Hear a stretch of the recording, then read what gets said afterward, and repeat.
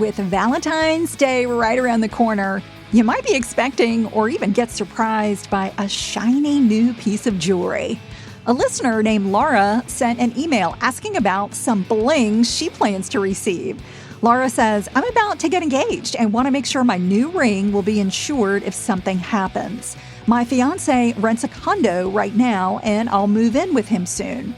What can we do to replace expensive jewelry instead of taking a huge financial and emotional loss if something terrible happens to it?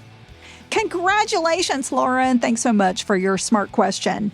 This is Finance Friday. It's a special edition of Money Girl where I answer your burning money questions. If you're new here, I'm Laura Adams. I'm an award-winning author, on-camera spokesperson, money speaker, and founder of The Money Stack. That's my Substack newsletter. You can sign up for The Money Stack and learn much more at my website, lauradadams.com. And before I answer Laura's question, I want to mention that this is episode 995. That means Money Girl has nearly 1,000 episodes. I can't believe it. So to celebrate this huge milestone, I'm planning a special show to feature comments from listeners like you. So I would love for you to participate. You can call 302-364-0308 and leave me a message like a comment, a question, or maybe even your favorite money tip that you learned from the show.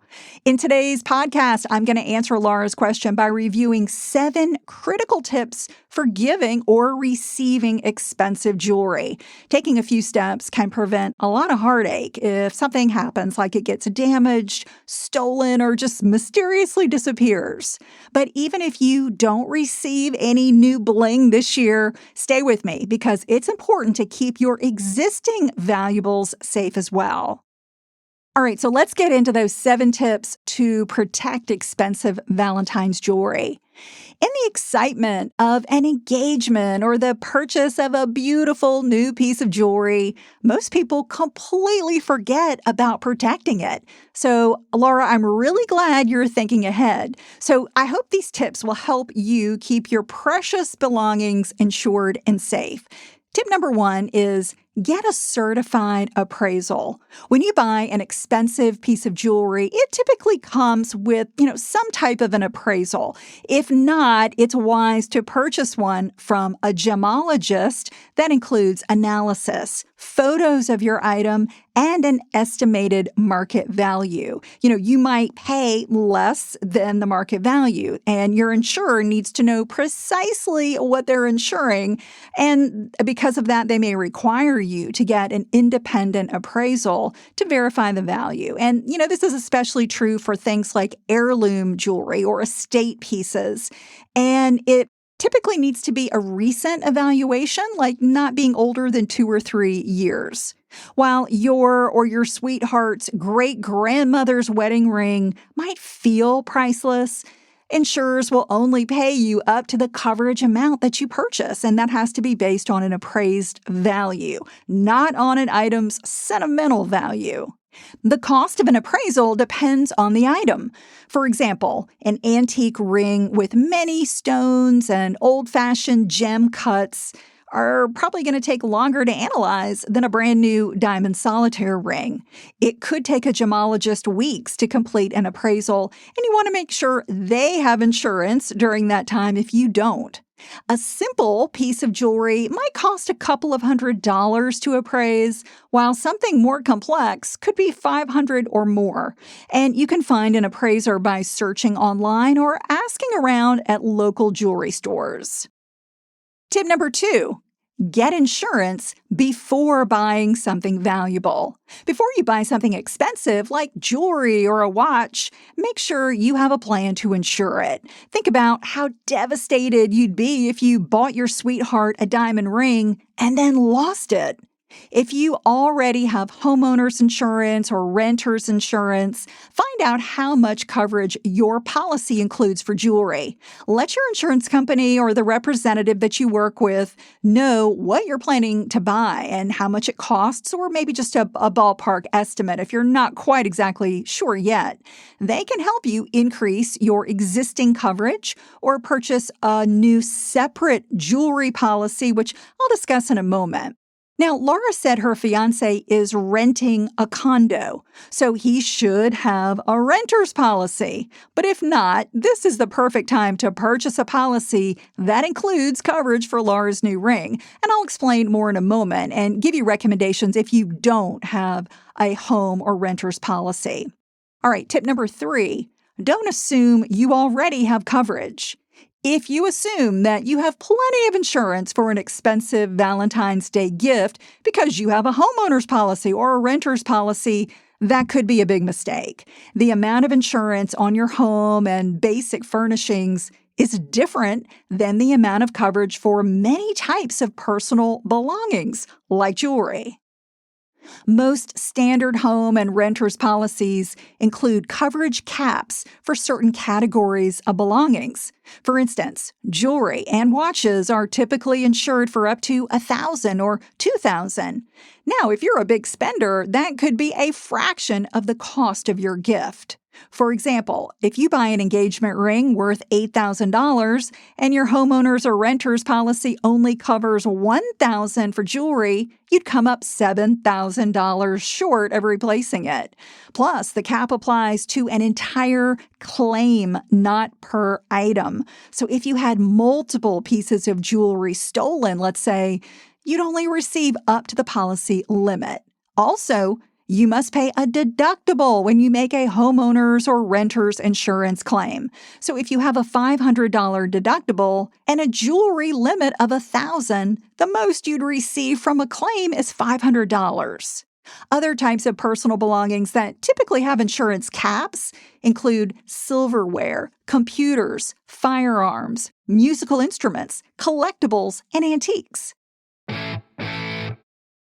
Now, next, I'll explain how you can protect any special or valuable belongings. Tip number 4, purchase an insurance rider. If your existing homeowner's or renter's insurance doesn't have a jewelry limit high enough to cover your posh purchase, one solution is to purchase additional coverage. That's also known as adding a rider or an endorsement or even scheduling your policy. All these terms, pretty much mean the same thing. Scheduling means adding more detail to your existing insurance policy, such as one or more valuable items you want to exceed the standard coverage limits. One benefit of scheduling an item like jewelry is that you're covered for all types of losses. For instance, if you accidentally lose a wedding ring while you're swimming in the Caribbean Ocean on your honeymoon, you're covered up to your limit. Also, a scheduled item that you insure with a rider doesn't require you to pay a deductible. So that means you wouldn't have to pay any amount out of pocket to replace a Valentine's Day jewelry gift that gets lost or disappears mysteriously. However, when your valuables are covered by a standard home or renter's policy without being scheduled, you typically only have coverage for specific events, like a loss from a fire or a theft. Plus, a deductible applies, and that, of course, reduces the payout for any claims. So be sure you understand the situations and the places where your coverage applies and how much that coverage will be. While purchasing a rider does increase your insurance premium, it's usually worth it. The cost might be $5 to $15 per $1,000 of insured value. So an engagement ring that's worth $6,000 could mean paying an additional $30, maybe up to $90 per year on your homeowner's or renter's insurance premium. Okay, tip number 5. Purchase standalone insurance.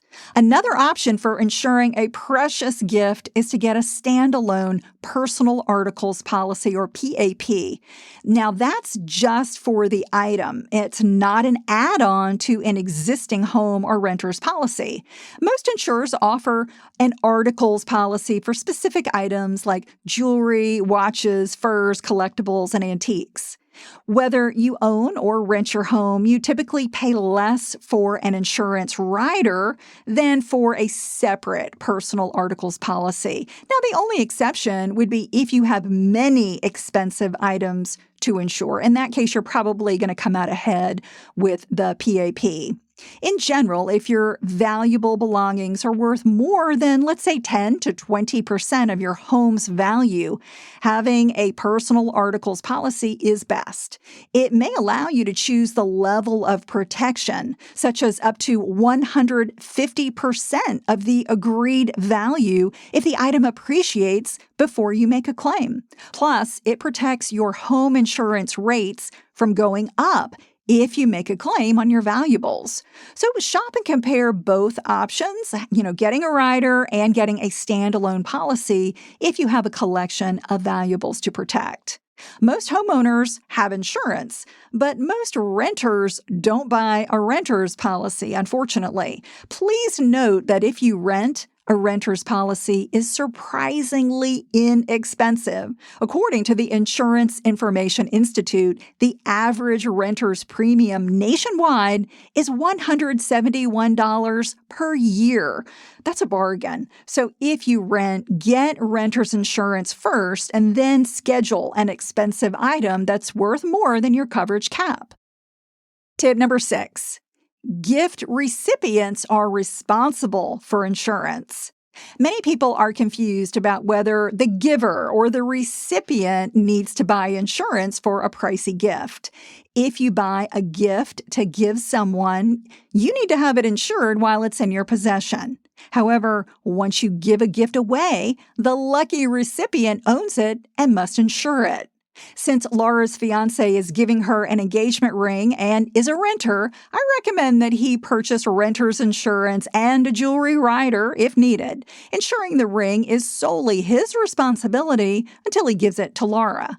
Now, if Laura's fiancé already has renter's insurance, he should review the capped jewelry coverage amount and, either be comfortable with it or purchase a rider to increase the coverage amount. Or, as I mentioned, if Laura and her fiancé have many valuables to insure as a couple, they may want to purchase a separate personal articles policy once Laura moves in with him.